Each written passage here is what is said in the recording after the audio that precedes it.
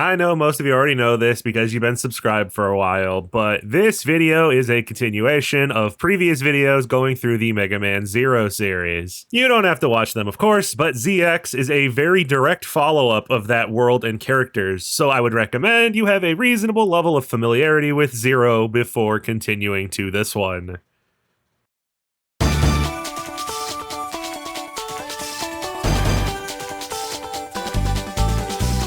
Mega Man ZX was the first Mega Man platformer for the Nintendo DS, released in mid-2006, just around a year after 04. This of course means that the developers, still Inti Creates, had very limited time to bring the series onto next-generation hardware, so I wasn't expecting a massive jump or 3D graphics or anything. While we'll dig through in more detail, of course, ZX is more or less just a fifth Zero game in terms of gameplay, graphics, narrative, and presentation. They're so close, in fact, that the Zero ZX collection just bundles them together, which is the medium we'll be using to record these things once again. But Mega Man ZX is a DS game. 2 screens, don't you know? So the collection has a few possible workarounds for that. You can control a cursor with the right stick to tap the bottom screen, and there are a surprising amount of screen configurations, but like, I can understand the effort they put in here, and I'm glad for the extra consideration, truthfully.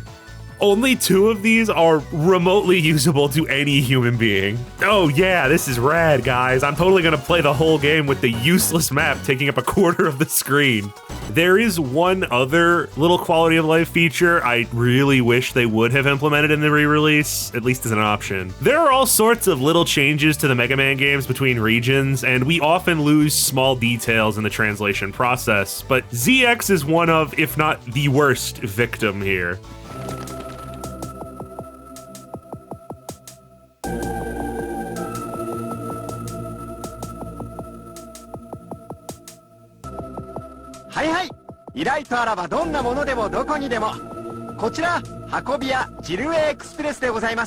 The Japanese version, and the Japanese version only, has full voiceover for every story cutscene, whereas other regions have nothing. Not getting an English dub is bad enough, but like, why cut the Japanese voices out? It would be great if the Legacy Collection had an option to restore these lines, but you're gonna have to rely on the Mega Man fan community to fix that for you with a patch. Picking up Capcom's slack as usual.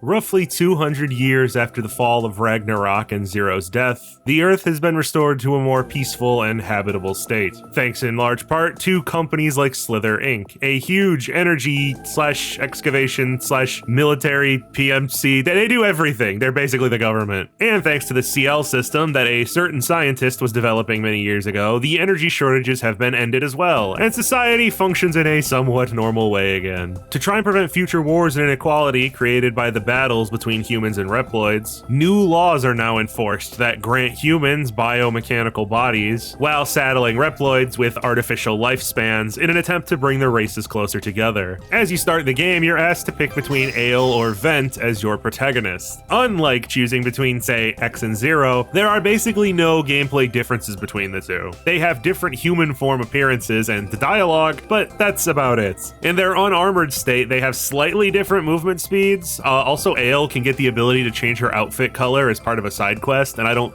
think Vent can, but that's all I could scrounge up in terms of what separates them. If you're wondering if one of them is canon, well, there's a strange answer to that. There's a 3-minute preview animation floating around, which is made of animation not seen in the game. It looks like a pitch pilot for an anime or something like that. It's basically a really long commercial for ZX. In this promo animation, Vent and Ale exist simultaneously and can both transform at the same time, meaning it's possible this is a case of gameplay just not matching lore. This is skipping ahead a bit, but there's also a cutscene in ZX Advent that shows both Ale and Vent beside each other. So canonically, they probably both exist. Maybe they're siblings or something, but only one of them is ever shown for gameplay purposes, so I'm not sure. Potential parallel existences aside, we're gonna let Ale handle this one. Being the first female Mega Man and all of that, it'd be a shame to pass her up.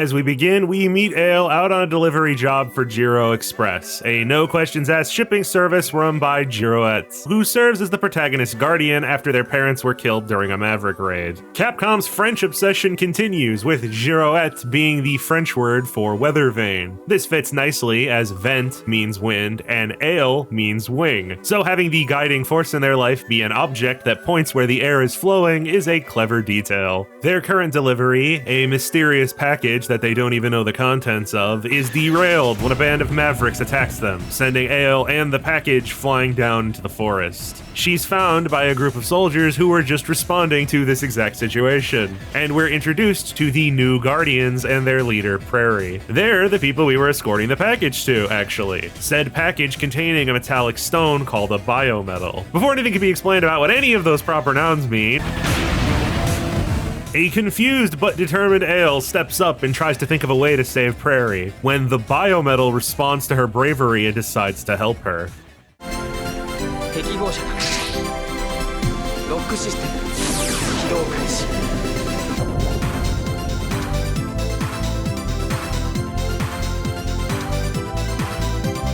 Biometal Model X senses the innate goodness of our protagonist and notices that they are biologically compatible, so he mega merges with them, granting them the power of, well, Mega Man X. It'll be explained how later on, but this little fella is indeed X, or at least X's spirits. He maintains his usual personality, even as a rock, embodying courage and justice to bring peace to the world, hence his choice to assist Ale when someone is in danger. Now that we're mega merged, everything feels at home. Dash, jump, wall climb, shoot, charge shot, feeling just as responsive and fluid as the Zero titles. The saber is missing for blatant plot reasons, but the title of the game should put any worries you have about missing your sword for long to rest. Model X does have one special ability, an extra powerful double charge shot reminiscent of some of X's armor abilities, but we lose access to it after this tutorial section, so enjoy it now, I guess.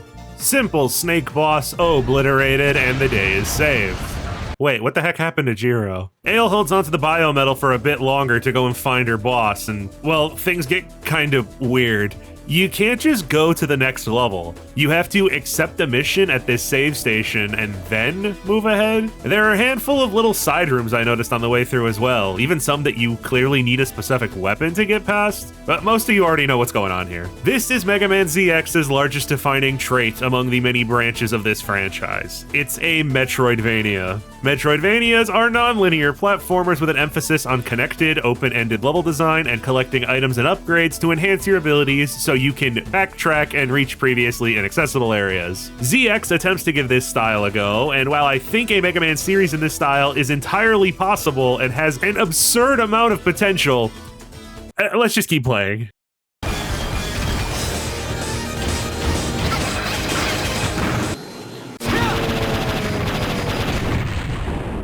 Showing up to stab something at the last moment? You sure that's not Model P in your pocket, sir? Jiro has been chosen by a biometal as well. Long before we were, in fact, being a biomatch for Model Z. Zero's unshakable seriousness he developed in the GBA games remains, though he still has no particular excitement to carry out justice or be some sort of transforming superhero. He's willing to assist Jiro because he views him as a good man who will do anything to protect the people he cares about. A trait you can imagine Sacrifice Mix Suicide highly values. Plus their names just sound the same, so that's a fun bonus. Jiro says he'll meet us at Guardian HQ and dips, leaving us to find a way there for ourselves. To earn our way into the Guardians, we'll have to very slowly explore the nearby city and find several soldiers who will vouch for us in exchange for completing this hide-and-seek side quest. You'll instantly try to interact with the citizens to get more information and find that...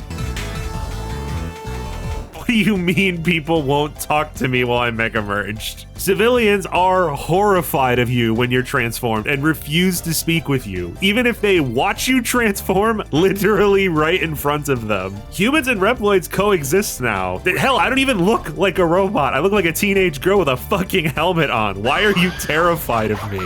This isn't a fresh observation. Every person I've heard discuss ZX doesn't see the point in this system. If you were anticipating some sort of counter-consensus take take here, I'll have to let you down. This speech mechanic and the concept of turning back into a human in general just doesn't really need to be here. You can turn off your biometal whenever you want. It's not like there's a limit to it or anything. All you can do is talk to people and crawl. The crawl is such a strange inclusion. You know Mega Man already had a move for this, right?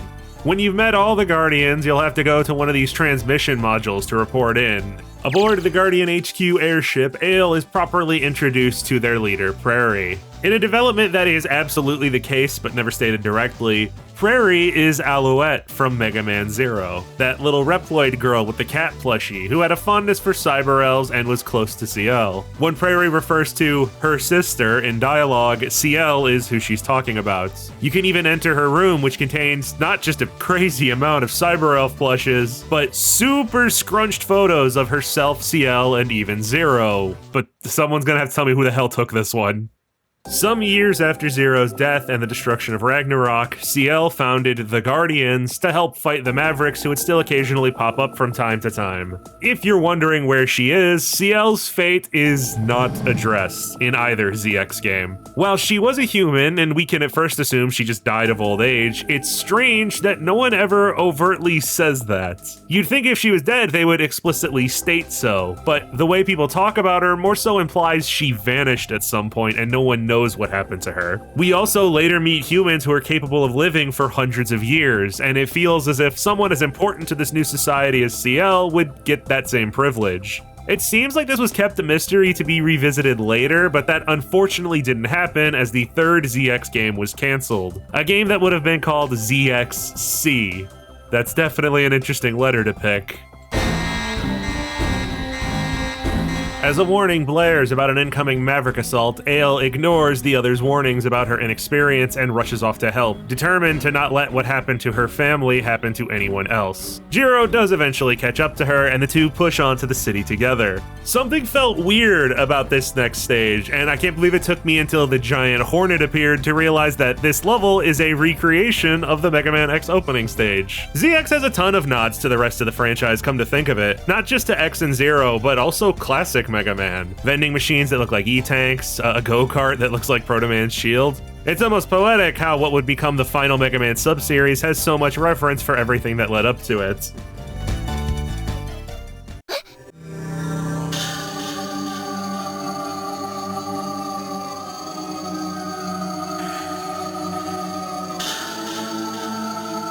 Yes, the bad guy is named Serpent, and he's the CEO of Slither Incorporated. A decision so not subtle that I imagine it's meant to be funny on purpose. He's flanked by his two minions, Pandora and Prometheus. Not much to explain about Serpent himself, he somehow pulls my interest even less than Vile. Believing he can push humanity to the peak of evolution through the use of biometals. Your usual social Darwinism asshole who wants to cull the weak so the strong survive, you've seen this before. He believes that Mega Men, which I'm not making up is the real term they use for people with biometal compatibility, are the next step of humanoid development. Though my comparison to Vile is appropriate, as Serpent is in possession of Model W. By the pointy head shape and color palette, you can tell who's inhabiting this one. Jiro is corrupted by Model W's power in his weakened state and is forced to fight Ale, a battle that ends with both of them KO'd. Serpent extracts some sort of data from their bodies and leaves them to be killed by Mavericks in order to bolster the heroism of Slither Inc.'s military when they inevitably come and clear the area, which implies that all of these Maverick raids are false flags by Serpent to benefit his company. Surrounded by approaching Reploids and out of energy, Jiro tries to give his biometal to Ale, but Zero stops him, explaining that his body is far too weak right now, and if Jiro cancels the Mega Merge, he won't survive without it.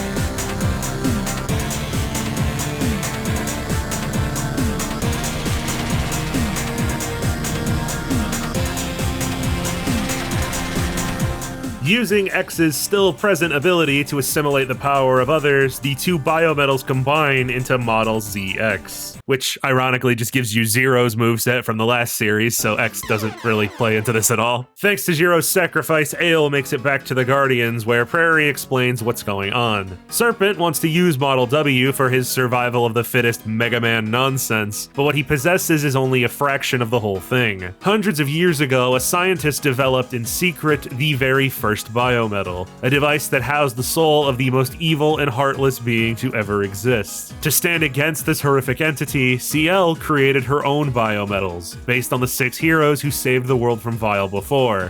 And also Phantom, I guess. Thanks to the biometals, Model W's core was locked away with the wreckage of Ragnarok, and sealed with a password that was split amongst the models that remained. Serpent intends to steal the codes and use them to reawaken Model W fully. So Ale decides, in order to save the world and get revenge for Jiro, she has to find the biometals herself, with X and Zero more than willing to lend their assistance. Like every Mega Man game, cursed by Inafune on high, there are still 8 main bosses in ZX, they're just way more spread out. After receiving Model ZX, 4 main missions appear at the request stations. Each of these is a 2-phase quest to retrieve 2 halves of the other biometals. You don't have to accept them in order, but just going down the line, the first mission listed sees Ale snooping around a power plant where they're sucking cyber elves dry for energy, which in case you forgot is super fucked up because cyber elves are either completely sentient creatures or the souls of the dead.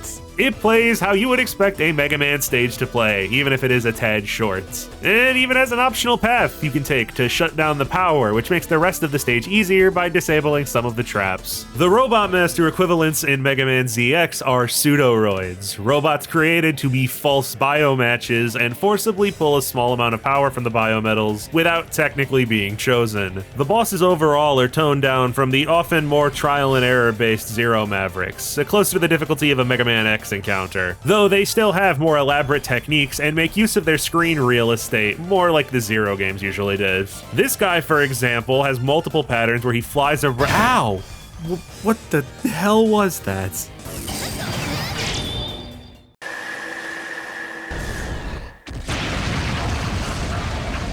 Rank 3. Oh, goody. Do I detect another unneeded ranking system? Yes, but it's not nearly as much of a pain as Zero's attempt. Pseudoroids have parts of their body where they're more vulnerable, and hitting these causes a red flash, indicating that you've damaged the biometal storage. The more times you do so, the lower your rank will be, which lowers the capacity of the weapon energy tank that biometal will have when you collect it. Some of the pseudoroids' weak points appear to be all of them? Like, their entire torso. Fantastic. I'll just snipe at their feet with lemons while they're jumping around the whole arena instead. It's an alright concept for some extra challenge. Losing some of your energy gauge is not a big deal, and you can use the returning energy crystals to repair the tanks anyway. Sadly, there is an unforeseen consequence to the weak point system. The bosses kind of have to be designed in such a way that killing them with a level 4 clear is possible, so when you're not worrying about that and decide you're okay with a level 2 or 3 instead, the pseudoroids are all really easy. I already broke this down in the previous video, so to hurriedly recap, Integrates has a habit of designing their platformers around self-imposed challenge, but to a degree that I would argue is too severe. I haven't played it yet, but I've heard even their next game, Gunvolt, does something similar. All of that to say, while I'm not a fan of this mechanic, I'm glad that they didn't force you to use it by locking upgrades or abilities behind it, so I don't even have to think about it. It's there for people who want to challenge themselves, and that's fine. Each time you kill a pseudoroid, they release a biometal fragment, and just like with Model Z, X can double Mega Merge with it to create a new form. This time we've got Biometal H, haunted by the only Guardian who they tried to give any sort of actual character arc. Transforming into Model HX teaches Ale Harpuya's double sword combo, and much more importantly, gives the protagonist a directional air dash. With this, you can boost yourself straight up for a makeshift double jump, as well as hover slowly back to the ground. This is so ridiculously good that it's what you'll be using for the overwhelming majority of your playtime. In a game where all you do is jump and hit things, Model HX has the best jump and is good at hitting things. It helps you get to more areas and get through levels faster. Okay then. Where do we go to find the next one? We're just kind of stuck at a dead end now. And so, the biggest problem with Mega Man ZX is laid before us. Let me explain to you what happened the first time I played this game. The first mission on the list, once you get Model ZX, is for the power plant in Area E. So, as even a kindergartner could tell you, Area E will be connected to the end of Area D. Play the whole highway stage again, finally arrive at the transition gate, and... Y'all wanna know what a fucking E looks like? The world is laid out at random. The letter codes for the regions don't mean anything. They're 100% arbitrary. Of course, when this happens, you'd think that this shouldn't be a complaint. Just play the level you wound up at, John, you incompetent fuck. Oh, I did. I certainly did. Because of this entirely superfluous mission system, you can't even fight any Mavericks unless you accepted their specific mission before arriving. If you enter an area and it's not the one mission that you are currently undertaking, you'll finish the level only to find the boss door is just fucking locked. And because you can only tackle one mission at a time, you have to travel to every corner of the map back and forth until you discover the place the game wants you to be. This entire mission system is dumb. There's no fancier way to word it, but could be potentially salvaged. In the sort of non-linear game ZX is, the point would usually be to explore as you hunt for your next objective, getting power-ups and discovering new areas. I wouldn't blame you for thinking that the expanded level design meant that there were even more actual things to look for and collect than in, say, Mega Man X. But there's less? Outside of E-crystals, which you'll be swimming in, data discs, which are just to fill out encyclopedia entries, there's nothing here. No armor pieces because the models already handle that. But you can't even find small upgrades for the biometals, like maybe an extra move or an energy booster or anything. So they connected the levels with a big empty hub, and the trade-off is that exploration is not even as rewarding as when the stages were all selectable straight lines. Why?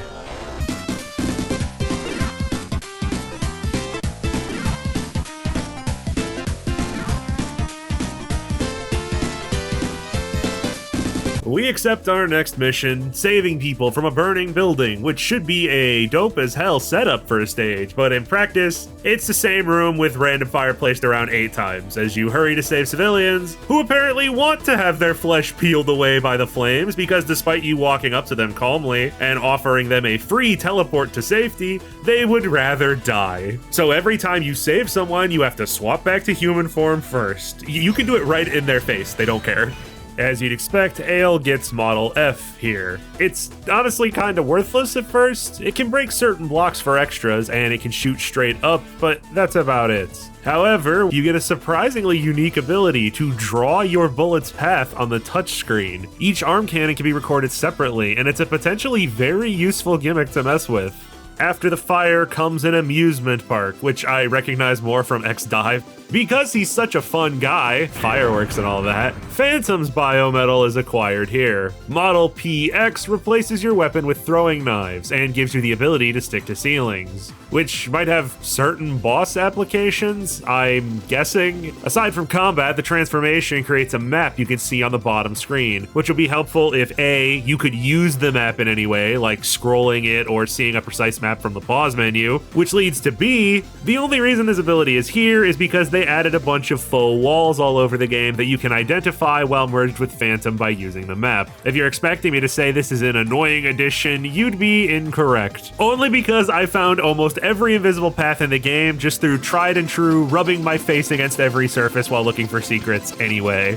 And while we're on a roll, let's just finish off the lineup. In the mountains, you'll find Model L. You know how every Castlevania game needs to give you a power-up to move around in water? That's all this is. Leviathan has been reduced to a head-mounted deep-sea jetpack you use in one area after obtaining her. And her only attack while not swimming, being a single trident swing, means there's no benefit to ever using her 99% of the time. It's a shame because I like the fit, and the staff is a cool idea for a weapon that could have worked like a mid-range melee option. But alas, 'twas not meant meant to be. She also creates a map on the bottom screen, though this one identifies item locations. Problem is, there aren't that many items to find, and they're not particularly well hidden. Both of these map powers seem like they're left over from some point in development where the game was larger and more complicated, before it eventually got scaled down to its current simplistic state.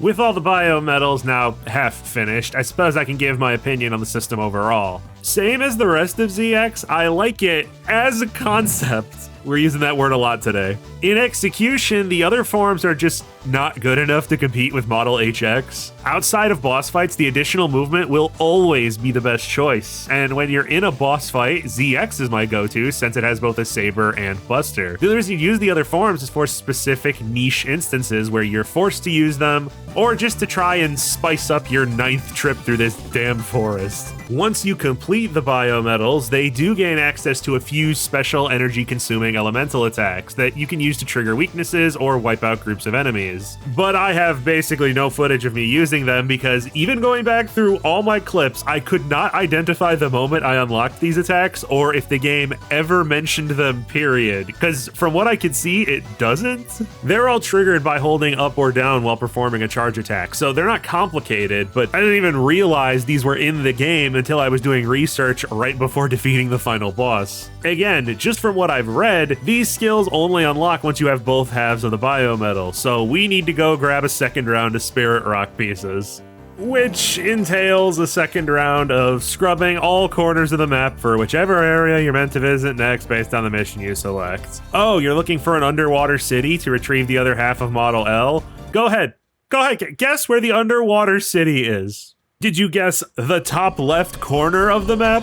The problem is that the map isn't structured anything like an actual map would ever be structured. Because you sometimes go in and out of the foreground to reach certain locations, it means that the map is more like a schematic. Yes, these two pieces are connected, but not necessarily in this direction. I know I've talked about traversing the map a lot, but it is the single biggest thing that brings the game down for me, and what you'll spend half of your time doing. If you ignore this part, it's a completely standard Mega Man game. The standalone levels are perfectly fine. They're about on par with the more average levels in the Zero titles, but 10 plus minutes in between each stage to go check every dead end and see if you've got the correct key card to continue, and if that door you're going to even leads to the place you're meant to be going. Because you can't just play the stupid level when you find it, you gotta go back and change the mission. These open segments, despite being a good idea, add nothing of value and only serve to add 2 hours of playtime to an otherwise short game. Now, I know there are big fans of ZX out there, and those people would probably be upset if I didn't mention that there is an attempt to remedy this design. A handful of NPCs in the main city and HQ give out side quests that, in theory, should give you something to do while jumping in circles between all the regions. You can get a couple chips this way that work similar to the parts from previous Mega Man games, but most of them do completely banal things like stop you from slipping on ice. Two big issues with the side quests. One, a lot of the citizens that give you items just give them to you automatically after certain missions. If you just talk to them like 5 times in a row, there's no gameplay involved. And two, of the few people that do have external problems for you to go and solve, almost every single one of these quests is either a multi-item scavenger hunt that takes more time than it's worth, or they can't even be accepted until you've already completed the area they need you to visit. And like I stated before, ZX's world is just several linear stages linked end to end with nothing worth collecting. So once you've beaten the boss of a region, there's really no reason for you to return. Because even when you do get a real quest, the majority of them just give you small healing items or E-crystals, which you absolutely do not need. Even if you've been playing insanely recklessly and destroying every biometal tank, you'll have more than enough to repair them. There's no shop to spend your crystals at, and when crystals are the reward for most of the exploration, well, why would I keep exploring? With all 6 biometals made whole again, our heroes have the complete password, so it's off to stop Serpent and his tots. But before we venture forth, the Guardians have deciphered a message from a data drive we picked up a while back. A message from CL, wherein she reveals that due to a lack of time and the severity of the situation, her biometals were created with Model W's technology as a basis, which means that the chosen ones who can merge with the good biometals can also merge with the evil ones. The implication here is that whatever unsaid innate part of a person makes them a biomatch candidate is the same between all of them. For the moment, this doesn't really mean anything. It's a setup for a reveal in ZX Advent, so I'm not gonna hang around on it any longer. If you're a little confused, don't worry about it.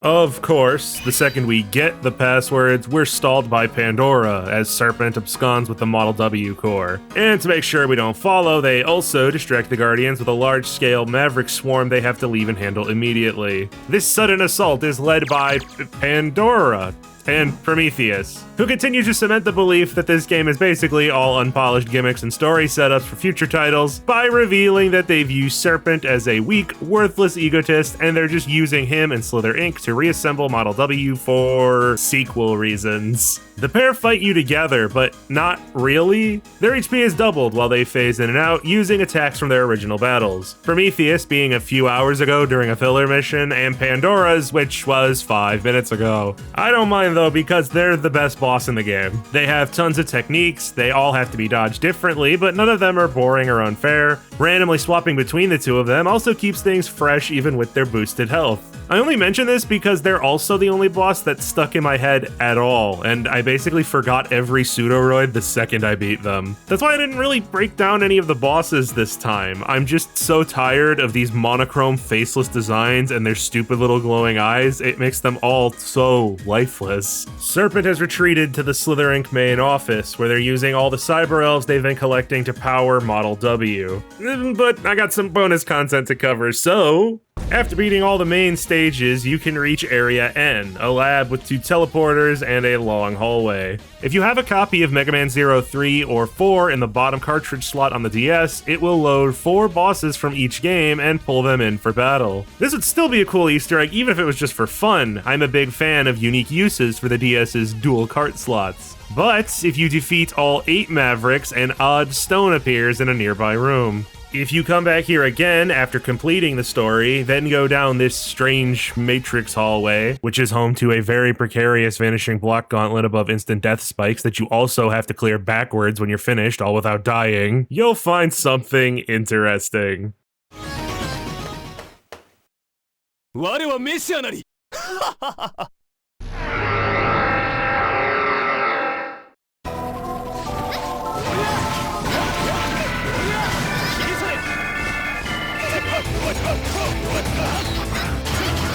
Omega returns as a secret encounter, and the hardest one in the game. He's not changed much since 03, so if you knew his patterns then, you know him now. But his combos and raw damage numbers still make him rather dangerous. If you defeat him and both sets of returning Mudos Reploids, you'll have both halves of a new biometal.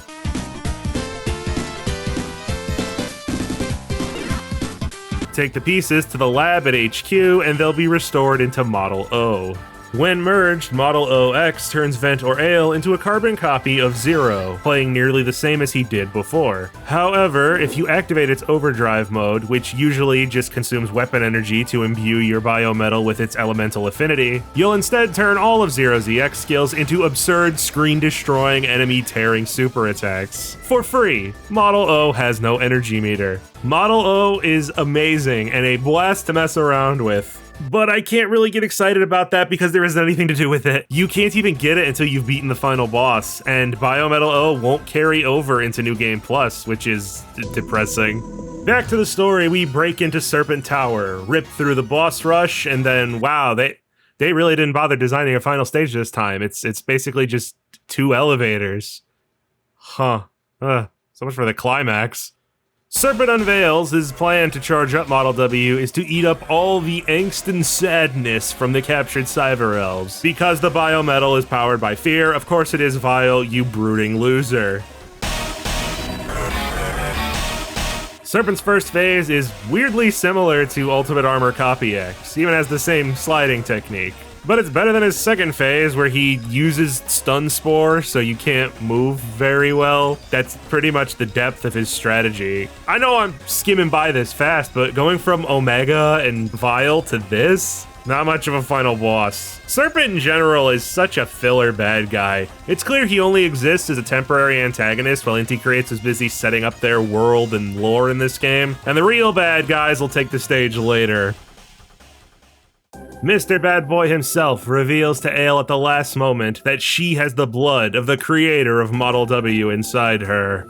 Which doesn't mean anything, really. We don't even know who the creator of Model W is yet, but she freaks out about it for a bit before her rock buddies can calm her down, and also Jiro is there. The ending tries to hammer home this idea of not being consumed by the hatred and your past, fighting for the future, which feels like it should work for a Mega Man game that's basically the only topic they ever cover, but the story just isn't here. Yes, Ale shouldn't have rushed into that fight at the start of the game, but that was hours ago, and is really the only indication of her acting rashly or out of anger that would cause her to feel some sort of anxiety about becoming evil or being from a dark lineage.